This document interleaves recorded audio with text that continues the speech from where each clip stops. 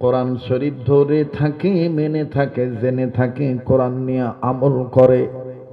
যতদিন মুসলমান কোরআন ধরে থাকবে ততদিন মুসলমান ভালো থাকবে।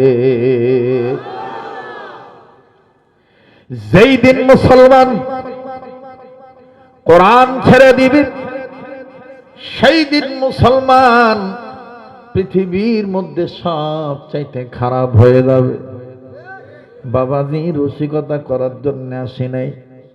অনেকে বলবেন হুজুর কয়েক জায়গায় মাহফিল করেছেন, ভিন্ন ভিন্ন মজার খানা খেয়েছেন।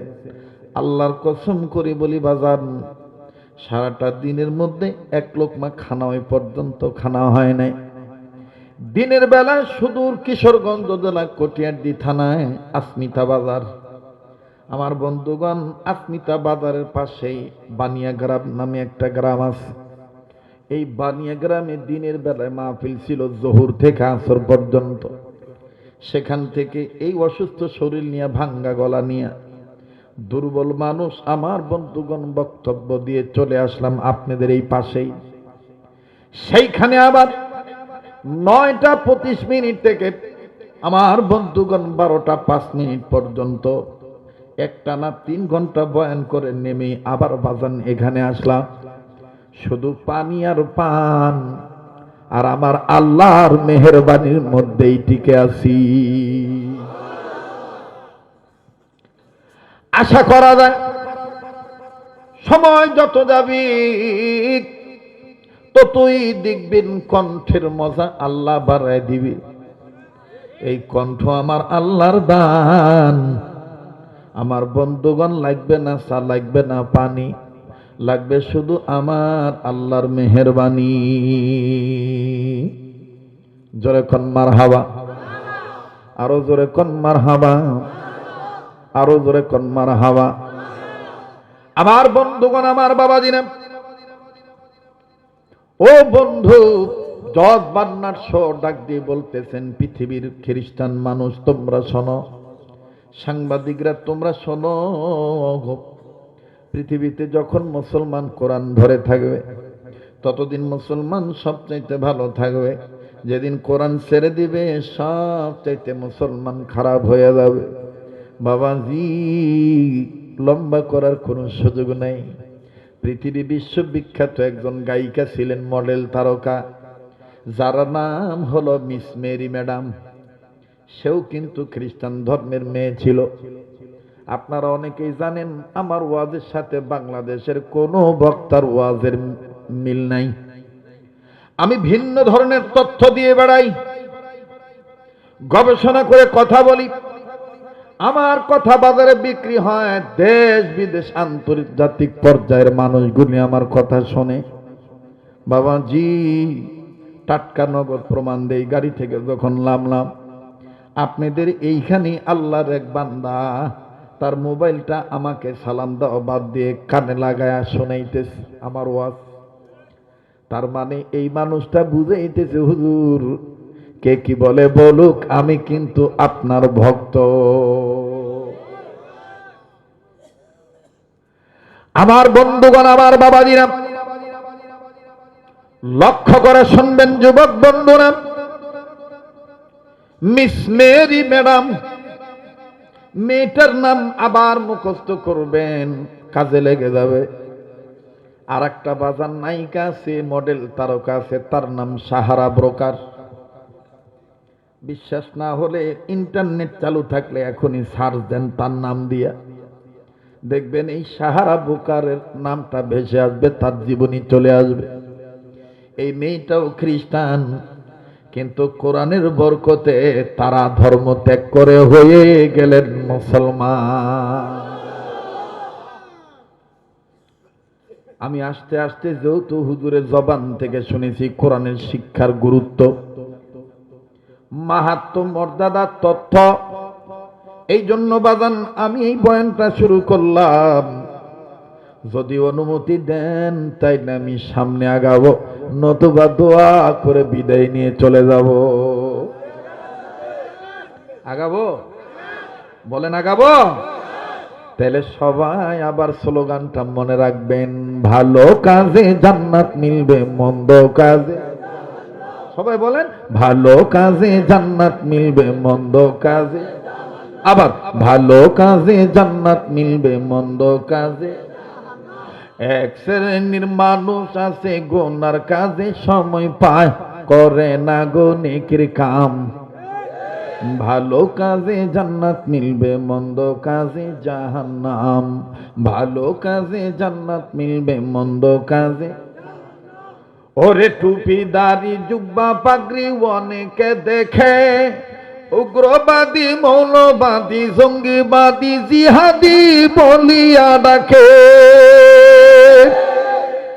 আবার নির্বাচনের সময় আসলে, আবার ভোটের সময় আসলে পরে নিজেরাই তো ধর্মের লেবাস পড়িয়া জনগণকে দেয় যে পাম। ভালো কাজে জান্নাত মিলবে, মন্দ কাজে জাহান্নাম। ভালো কাজে জান্নাত মিলবে, মন্দ কাজে। রাগ করতেছেন? বেজার হইতেছেন? ভাল লাগতেছে তো? আরো ভালো লাগবে। The good news comes slowly. ভালো কাজের রেজাল্ট আস্তে আস্তে আসে, একটু ধৈর্য ধরেন। আমি তো আর কবিতা মুখস্থ করে আসি নাই, প্যাকেজ ওয়াজ নিয়ে আসি নাই যে কিছুক্ষণ কর পরে সালান শেষ গলা হুগায় করবো সাহা নাই। অধিকাংশ বক্তারা এখন টিউশনি করে, টিউশনি। আগে বক্তারা ওয়াজ করতো 3 ঘন্টা 2 ঘন্টা 4 ঘন্টা তাফসীর করতো, একটা বিষয় উঠাইতো, এই বিষয়টাকে একেবারে শেষ করে দিয়ে তারপর যাইতো। আর ওহনা এগিয়ে টিউশনি করতে 30 মিনিট ওয়াজ, এরপরে কয় যে আমার খেপ আছিল, আর কয়েক জায়গায় কথা কইছি, এইটা আমার 1 নম্বর প্রোগ্রাম, সামনে আর একটা আছে, ডাক্তার কইছে আমার কথা ওয়াজ কম করতে, আমি অসুস্থ, তুই আইসত করে তাইলে কথা কয় না। একটা ওয়াজ মাহফিল ব্যবস্থা কি একদিনে হয়? হ্যাঁ, সপ্তাহ লাগাইয়া 10 দিন লাগাইয়া পোস্টার মাইকিং প্রচার, কত বেডা বেডি আরামের বিছানা ত্যাগ করে। এখনো এমনও ব্যক্তি আছে বিদেশি কম্বল ছাড়া ঘুমো ধরে না। এই বেড়ায় ওয়াজের ভাগ হলে, আলেমের ভাগ হলে সন্ধ্যা আড়াইটা বয়ে রয়েছে। আর আপনি কোন আনতেন, কোন ব্রয়লার মুরগি আইলেন, আইয়া ব্রয়লার মুরগির মতন কুঁতকুত কুঁতকুত করে আপনি গেলেন গা। টিউশনি করার নাম ওয়াজ? ওয়াজের নাম হইল বিস্তারিত ব্যাখ্যা। কথা বলে শ্রোতা 5 জন থাক, ওয়াজ বড় হোক আর ছোট হোক, কিন্তু এটা কোরআনের মজলিস। ঠিক আছে না ভাই? আবার দেখবেন অনেক বক্তা এখন হেডাম দেয়, কয় আমি 60 জায়গায় বুখারি পড়াই, আমি পাবলিকের বক্তা না, তুই পাবলিক জানে ওয়াজ করস কে? তো বুখারি শরীফ লেবুয়ে থাকা, নাফিতের কাম নাফিতে করব, মুসির কাম মুসি করব, ডাক্তারের কাম ডাক্তার করব, ফিরের কাম ফিরে করব, কর্মীর কাম কর্মী করব, মালিকের কাম মালিক করব। আর একজনের কামের মধ্যে বেডুদেন করে কথা কয় না।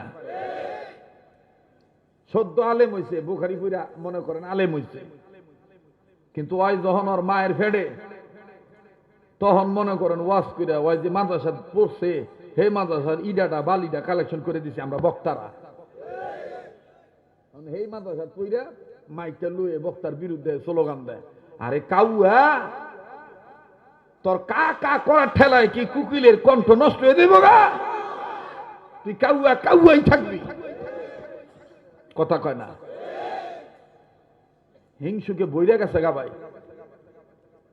আগে মানুষের গোস্ত হাই না, জন্তু জানোয়ার খাইতো, এখন মানুষের গোস্ত মানুষ খায়। এর চেয়ে লজ্জার আর কি হতে পারে? বাস্তব না বাস্তব?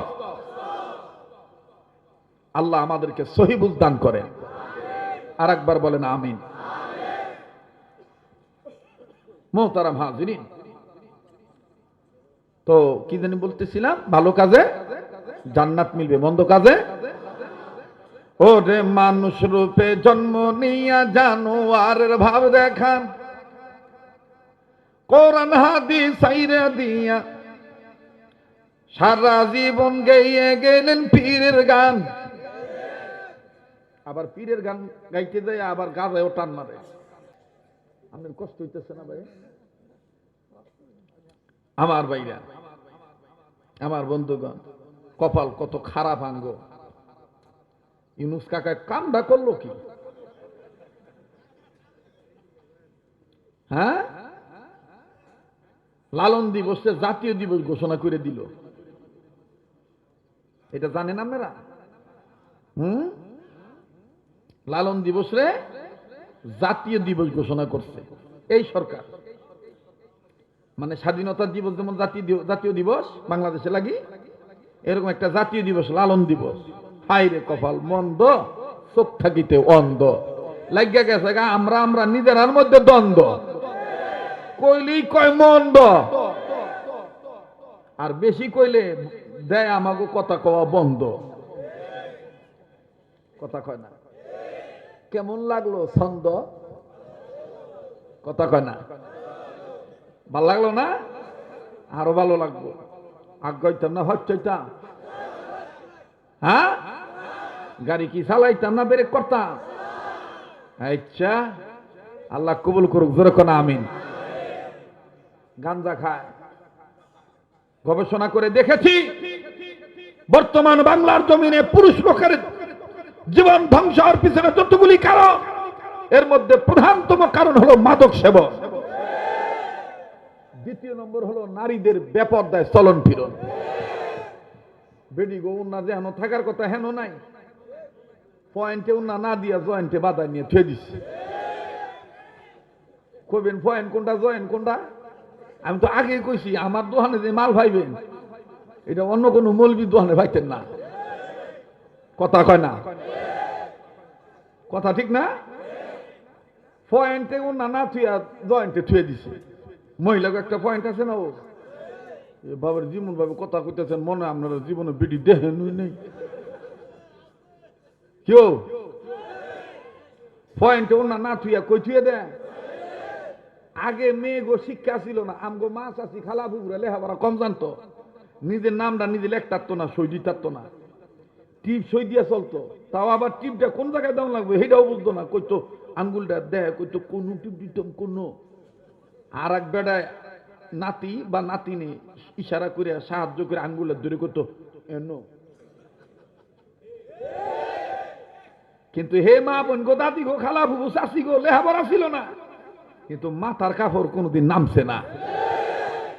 আর ওহনে আয়ো ফাস বায়ো ফাস, আয়ো ফাস বায়ো ফাস, যাইও ফাস, লইও ফাস। আয়ো মানে কি? High high school, high school. আর যাইও মানে কি? পছন্দ হইলে অফার দিও, বাপ মা থুয়ে যামগা। আর বায়ো মানে কি? সমাজ কি কয়, রাষ্ট্র কি কয়, কোরআন হাদিস কি কয়, এটা দেওয়া দরকার নাই, পালাও। যাইও মানে কি?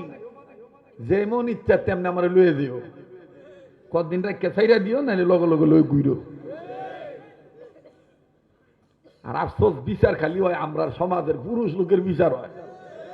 আর এলাকার মধ্যে কিছু খুচরা নাফিতের জন্ম হয়েছে, এই নাফিত যারা খালি দেখবেন চল আমু, তোর মা বোন নাই, ঠিক আপনার কেমনে করছো। অথচ হ্যাঁ ওই দেখবেন এই যে শীত মৌসুম আইছে না, 3 রাস্তার মোড়ো চিয়ার লয়ে বয়ে থাকবো, যতলা বেড়ি দেব রোজটা ফানের দোহাই দিয়া, হ্যাঁ ততলা বেড়ি দিয়ে গাইব, তোমার বাড়ি কই?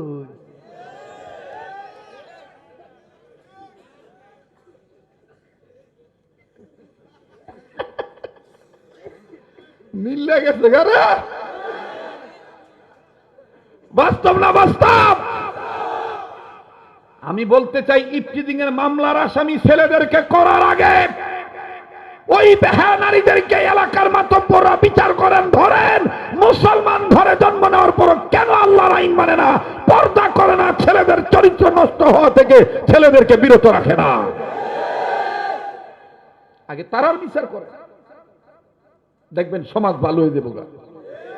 আর এই বিচার যদি না করতে পারে, সামনে নির্বাচন আইতাছে, সৎ যোগ্য ব্যক্তিদেরকে ভোট দিবেন, সংসদে যেন বিলটা ফাস্ট হয়ে যায় যে বাংলাদেশে কোনো বেডি উলঙ্গ নগ্ন ফেরি বিষয় করতে পারবো না, হিন্দু হইল বোরখা হইয়া করতে হইব। এই বিলটা যদি খালি সংসদে ফাঁস হয় তাইলে এইটাই চান না, এইটাই চান, তাই আমিও তো এইটাই কই। এবারে ভোট দেব সেই মানুষের যে মানুষ পক্ষে থাকে আল কোরআনে। কিছু কিছু খুচরা নেতাই জন্ম হয়েছে নোতা, আগে আসিল হ্যাঁ নানির বাতার আর একটা, ওহন আবার দাদির বাতারে ভাগল হয়েছে। আইয়া কয় যে রাজনীতির কথা কবেন না, রাজনীতির কথা কইলে তোমার তো জল লেকে রে, এই সত্তার করে সত্তার হারাইয়া মতো তুই রাজনীতি করবি, হুজুরা রাজনীতি করবেন রে ভাই সত্য কই।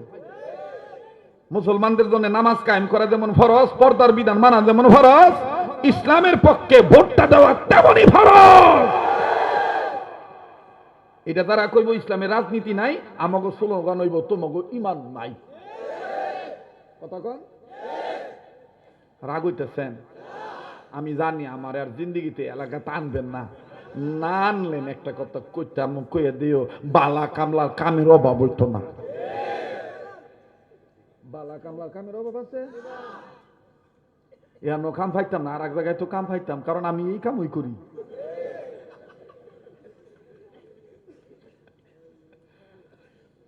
রাইতের 12টা পার হয়ে গেছে, একটার কাছাকাছি, একটা লোকের চোখে ঘুম নাই। আপনারা কি খানো? আমি আইসি দেখে ঘুম গেছে গা। হ্যাঁ কাকা কামটা করলো কি? হ্যাঁ জাতীয় দিবস বানাই দিল লালন দিবস রে, আর আমরা সমাজে মুসলমানের ঘরে জন্ম নিয়ে লালনের দোহাই দিয়া সুফিবাদ কায়েম করার পক্ষে, গান্ধার পক্ষে মাইক নিয়া বাউলিরা দেখবেন আউল ফাউল কথা কয়ে কয় ওরে করিলে সিদ্ধির ভোজ, গলার তেজ দেখছ? ওরে করিলে সিদ্ধির ভোজ, ঘুচে যাবে মানব তরুয়া শান্তির কারণ।